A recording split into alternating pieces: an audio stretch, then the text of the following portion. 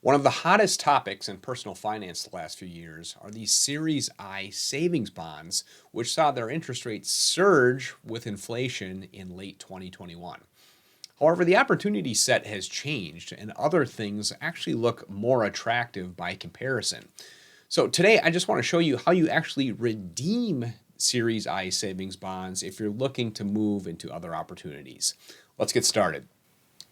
Now, let me just start by saying I am personally redeeming most of my I bond holdings because other things look more attractive.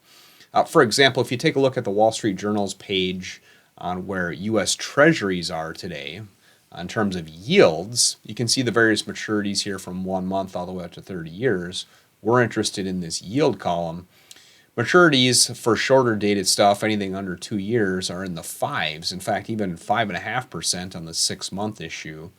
For the longer dated stuff, we're more in the 4.5% range.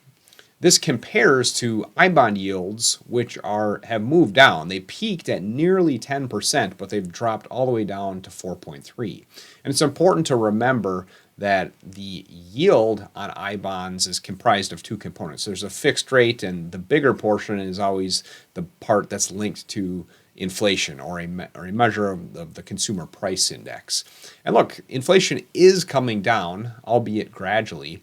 But I just bring that up because I think it's likely that Treasuries will continue to look better than I bonds by comparison, at least in the near term. Now, if you're like me and you're looking to redeploy your I bond savings into something else, or maybe you're just looking to cash out and go on a trip or buy a boat, whatever the case may be, here is the process for doing so. Obviously, you need to log into your Treasury Direct account. And once you get in here, you'll see your holdings. Go up here to the top, click Current Holdings. Now that's going to bring you to this next page where you'll get a snapshot of any securities that you've purchased via Treasury Direct. The savings bonds are typically towards the bottom of the page. So if you scroll down at the very bottom, you can see here savings bonds. You're going to want to choose Series I. Click this and, of course, hit Submit. Next, you'll see this screen which shows the various issues that you've purchased, and you're going to select whatever one it is that you want to redeem. So I've already redeemed one batch, if you will, of I bond holdings. We'll select the second one here to redeem today. That will bring you to this next page, which basically you can just kind of review the security detail and come down here and push redeem. Now you'll be brought to the actual redemption request where you'll choose whether or not you want to redeem the entire I bond or perhaps you want to just redeem a part. I'm going to redeem the full I bond in this case. And at the very bottom here, you're obviously going to want to confirm your banking information that you want to make sure Treasury Direct sending the money to the right place. On that previous page, you'll select the review button at the very bottom. This will bring you to the review page, which basically is your last opportunity to take a look at all the detail and the redemption instructions that you've provided. So, of course, the last step in the process here is coming down and pushing the submit button on the bottom left-hand part of your screen. Finally, you'll be brought to this last screen, the redemption confirmation, where you can confirm all the instructions that you just provided, and of course you can print this out for your records. Now lastly, here's 3 important things to remember when you're selling I bonds or redeeming I bonds.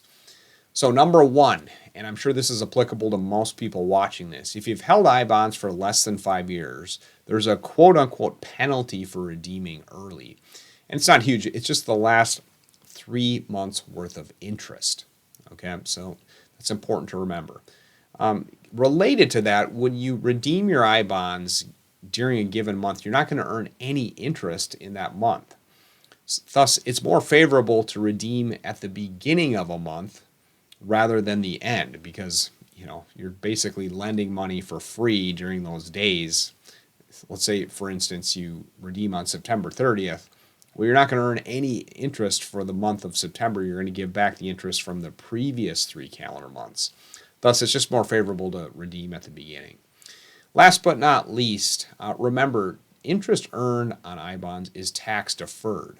So once you redeem, that triggers a taxable event. And you're just going to reconcile this on your tax return when you file your income taxes for 2023. All right, so it's a pretty straightforward process for redeeming your I bonds. It's been a good run with these things. It was really interesting when the initial rates jumped over 7%. And then I mentioned this earlier, but at one point we had a 6-month period where the annualized rate was nearly 10%. But with inflation coming down, these things track inflation. They're not looking as good in contrast to some of these other things, like I mentioned, treasuries.